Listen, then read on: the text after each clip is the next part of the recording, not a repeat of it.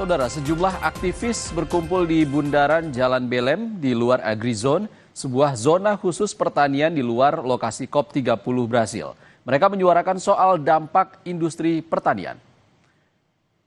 Aksi ini merupakan demonstrasi publik setelah demonstrasi di dua COP sebelumnya di Dubai dan Baku, Azerbaijan.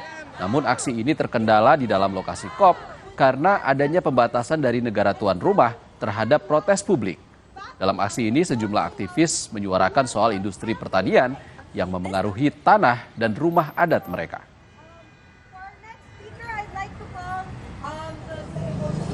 For the most part, the framing on the issue on food and agriculture in the COP has always been that it's a problem. They always say that it causes 1/3 of the greenhouse gas emissions and that there has to be mitigation and changes within the sector. What they don't talk about is that these climate impacts and that these emissions are actually caused by a very few handful of industrial, agriculture, and agribusiness entities and corporations.